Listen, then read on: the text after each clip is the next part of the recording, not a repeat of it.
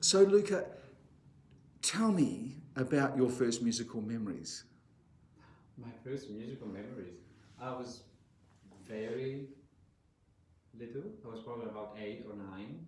My grandfather used to play in the band of the village. He played tuba, and I remember going to one of the performances, and I was mesmerized by the sound of many people playing together, and that stayed with me. I was also fascinated by how the flutes shined in the front of. So it was not it was not your grandfather's So tuba. and then I said immediately, I want to play the flute. Yes. So tell me about the village. Tell me about the village.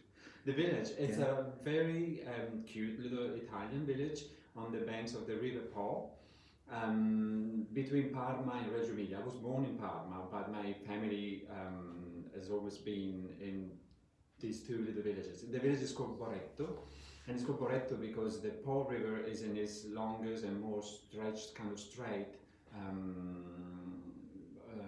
line. It's a river that goes like a snake all around north of Italy, but that stretch is quite long and straight. That's why it's called Po Riptus or Boretto. And it's a village of like 5,000 inhabitants, I say. And there's a long tradition of band playing. And what sort of music would your grandfather have played? I don't They need. played all sorts of music. They did, of course, some of the operatic kind of bands like Rigoletto, Yes. Nabucco, the Yes. music.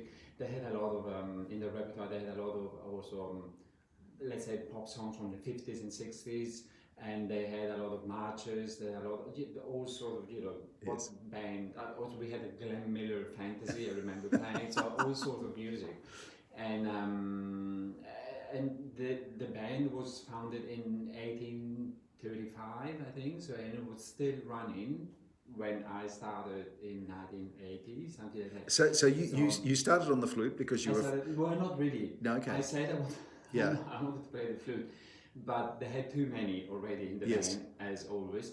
And so they put me on the French horn. And I tried hard, not really willingly. I didn't want to play the French horn, but I tried, and it was not very good. And so after 2 or 3 months, I said, "Can I please play the flute?" And they said, "Well, I want them to. Why don't you try the trombone?" I said, "Okay." I tried, and then it was even worse. So I said, "Okay, the next one is the flute, or otherwise there's no music in my Yes. life." And then I said, "Okay, just play the flute." And that was the instrument, that I wanted to play. I don't know why, but I was fascinated by the sound of it. And the first piece of music that I played, it was like an emotion. Making the sound with my own breath is something that is still sometimes I have to remind myself how special it is. And tell me when you first actually got to play the flute, because the flute can be quite difficult in the first few lessons, can't it, just to produce a sound? But were you one of those naturals who just produced the Yeah, sound? the sound just came out naturally. Yeah, Naturally. it was more like I remember I was so excited when I had the first few songs that I had to play that I played them over and over, but my lungs weren't quite ready to that, and I started being so lightheaded I almost passed out without Yes. knowing what was happening. Yes. And I really liked the physicality of the blowing into the instrument and creating a sound and making music with it. And then of course once I joined the band, I was part of that sound that I remember, Yes. from in the square when I went to the concert, and that was like so exciting that I thought I want to, keep doing music. There was never. Then I went to the Conservatorio in Parma, and I don't know. There was never a moment where I felt, oh, maybe I should look at doing something else. Yes. It was like so straightforward, and I loved it. I loved it. You were ever born to since. play the flute. I was lucky that I had an amazing teacher when I was at the Conservatorio. That became my big brother, my best friend. Unfortunately, he passed away last year, but we were in touch even from New Zealand as Yes. much as possible, and I played with him in the orchestra. Roberto Fabiano is his name. I played many times with him in the orchestra, and and I was lucky that he passed the love of music and the passion for music to me, and we spent hours and hours listening to music together and talking about music. So Luca, you were obviously one of his star students. because you were so Well, passionate about it. Yeah, I think we became very close, and we had this great passion together. He was not much older than me. He was like only 5, 6 years older than Okay, me. right. He was in his early years of teaching, and he had this excitement about passing, the love of Yes. music, and I got it all. I was Yes. probably one of the lucky few at the beginning of Yes. his career to get that, and I thought that was very special. And I try now to be that person for my students, to pass the love, not just for the flute, but for music in general, the curiosity of going and go to concert, listen to music, and just, Yes. not just stay inside the box or what Yes. they have to do at university. Yes, that's right. Yes, the famous box. Yeah. So you went to the conservatoire, and then what was the next step in your musical journey? I graduated very early at 18. I had finished my studies, and I immediately went to play with the orchestra of the Opera Theatre in Parma, and I worked there for about 8, 10 years. That was a very easy journey, easy Yes. going to work. Yes. They needed a principal flute, and someone had heard me play in the uni orchestra, so they asked me, well, what do you want to do? So I didn't have to do an audition or anything. I just went straight into the job, which was like, ooh, I didn't know how lucky I was Yes, that's at that right. time.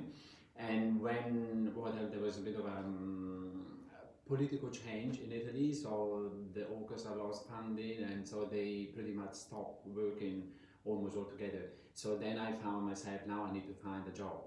And I realized that it wasn't that easy actually to go, and I did a lot of auditions, but then I met my French teacher, Jean Ferrandis, and I went to Paris to study with him on a completely different journey. I had my orchestral experience, and I wanted to step up my game a little bit on international competitions. So I started working with him and prepared for competitions. I won a few. Yes. Well, I mean, let's not be so modest, look, because I mean, it's pretty impressive what you did.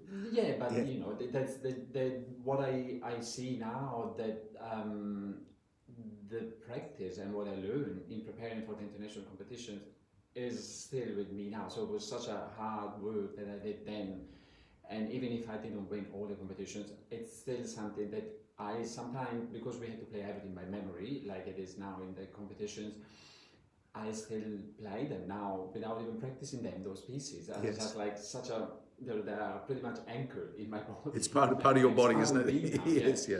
So can you talk about actually the process of an international competition, because it's grueling, isn't it? It's enough to put people off loving the flute, isn't it? To be honest. I know, yeah, it put me off, and I had I did that for about 6, 7 years. I lived in Paris for 10 years, and so in those years, I had probably for about 10 months, I didn't want to play. I was like so put off, because of the amount of pressure that there's hours and hours of practice. The amount of music that you have to prepare by memory sometimes was like 3.5 hours of music, solo, chamber, orchestral concertos, and all sort of big repertoire. But it was the ruthless of the actual competition to arrive there, especially the first round, which is always the hardest one to get through. When I did the Rampart competition, I played, and I remember being quite nervous about that, playing in front of a panel of all the big names internationally of the flute. And then I sat in the audience to watch the next few days, because flute competitions sometimes we were like 400 candidates in the first round. So we're And saying when I 400, yes, 400 candidates. and probably 20 went through the second round. But probably 380 of them had prepared in the same grueling way. Yes, yeah. Maybe 400 had.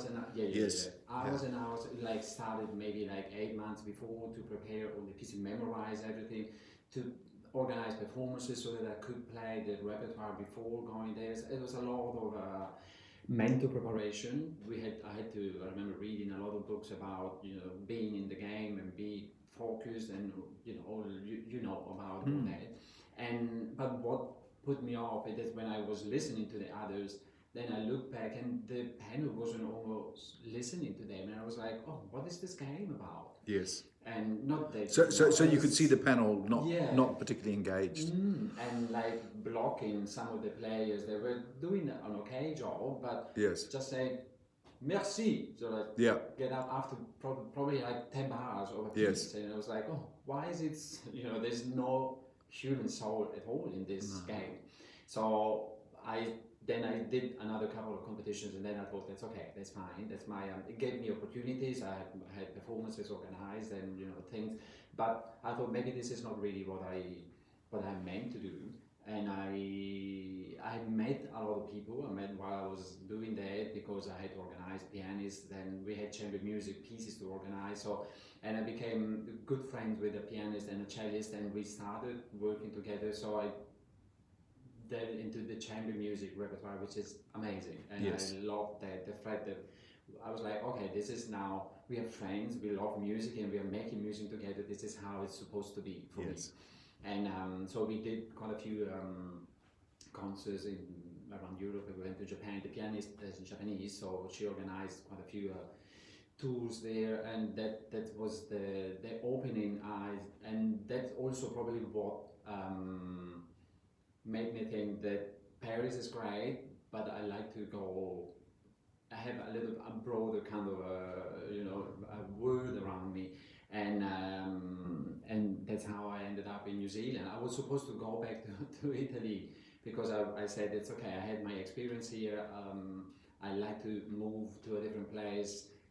I found a job in an orchestra in Italy, but I still have to be paid for the last concert I've done with them. So Italy can be a little bit hit or miss when there are great institutions, great orchestras, yes. but there are other places where like it's a money making, yes. not for the players, for yes. the managers. Yes. And so I thought no, I'm not ready, and I just wanted to get away. Came on a holiday to New Zealand, and I thought, everyone is happy here. I was in Christchurch, of all places, and I did a tour of the South Island, and I thought this is amazing. No, there's not the grey face of people going to the underground in Paris every morning, and just like I was sometimes pushed by a wave of people. Yes. In the train station, I couldn't yes. even walk, and I was just like yes, following them. Yes. So. Because I was actually going to ask you, Luca, whether it was work or the geography of New Zealand that attracted you to New Zealand, but in fact it was the people as well. Yes, yes. The people, I remember meeting so many lovely people in Christchurch, even talking to me in the street, they were smiling at me, yes. and I was like, do I have something strange? Well, why is everyone? But then I found out this is the way, this is the way it's supposed to be. And then I met a few players in the Christchurch Symphony, and I went back to Paris because I had my teaching commitments and work there. But while I was there, I thought I need to take some time off and do my OE the other way around. Yes. go to New Zealand and try and see if I can actually stay a little bit longer and just have a different experience. And it worked out really well because immediately I started working with the orchestra. When the other important thing that made me think I would like to stay a bit longer, I started working with the university in Aotearoa, and I was invited to perform in a Mozart Fellowship kind of reunion concert with all the composers, the most notable composers in New Zealand, Gillian Whitehead, Michael Norris, Martin Lodge, Anthony Ritchie, everyone was there, and I got to know their music, to talk to them and to play, and I was like, oh, it's a word that it's exciting, and I didn't know about it. So, and then I'm still here 18 years later, so I like it, yeah. Yes. It's hard to be with one foot here, one foot there, because my family is all in Italy. I have a lot of friends there, music friends there, and when I go back, I try to perform, to stay in touch with them. And it's always a little bit the game of like, when I'm here, I think about going there. When I'm there, I want to come back here. So tell me about it. But yes. that's So tell me today on this day in June 2023, what percentage Italian do you feel today? And what percentage Italian do you feel? And what percentage Kiwi do you feel today? Well, I'm 100% Italian, very proud to be Kiwi. Very good. I know that's Very, something that yes. I'm still very Italian in my way of being, the way I move my hands, for example. No, but I feel every time I land in Italy, I feel like this is home. But Yes. then here it is my second home, really. Yes. Yeah, more than I say now, more than when I felt very comfortable. I'm a very adaptable person, and when I went to Paris, I felt very comfortable. The first couple of years were a bit hard because if you don't speak the language, French are a little bit standoffish. They're not making the effort of the first effort of including you. Yes, welcoming you. But after the first couple of years, I really felt comfortable there. But I say New Zealand is the best deal, for me. It's a shame that I can't. It's so far away that I can't go back for a weekend. It's mainly for the family. Yes. My parents are getting a little bit older. I like to spend more time with them. And I have to plan always, a year ahead when I can go and how long I can stay. It's a little bit complicated, but possible now, Yes. especially. The Yes. last 3-4 years were a little bit more challenging. They were for everyone. So tell me, how would Luca the flute player have been different if you'd grown up here in New Zealand? It would have been a very different journey for you, wouldn't it? Yes, probably. And I don't know. I'd say it's I always had the opportunity of doing what I felt like I wanted to do. I never felt that I needed to fit in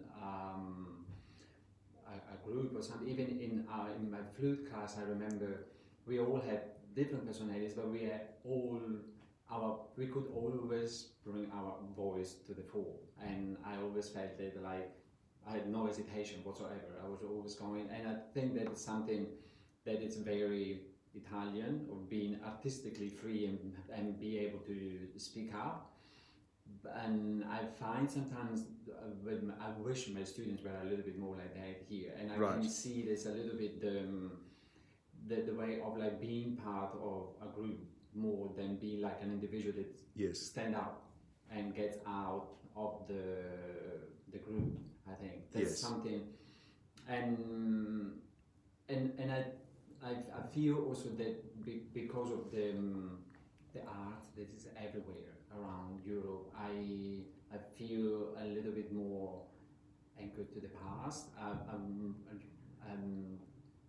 don't know how to explain. I understand exactly what you're saying. Yeah, yes. That's, you walk around, even Parma, which is a small city, but you walk around and you feel like that there's like thousands of years around you, and it's something that it's a very different. What I love here is the space, which is really hard to have in Italy. Yes. And the beauty of the landscape, the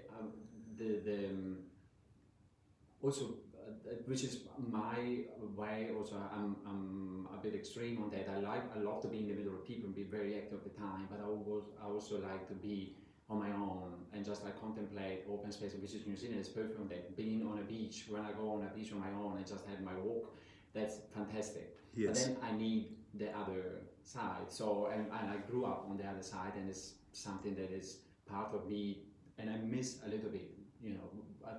Feeling the history, going to a lot of museums, seeing beauty around me, artistic beauty. Yes, more than, absolutely. Yeah. And tell me, changing the subject totally, how has your flute playing evolved over the years as you just get a little older and more experienced and so on? It became a little bit less traditional, let's say. Yes. I put myself in the game. I did a little bit of contemporary music when I was in Paris, especially. More than Italy was very traditional. I had to play a lot of opera, which I love, but yes. It was all that pretty much.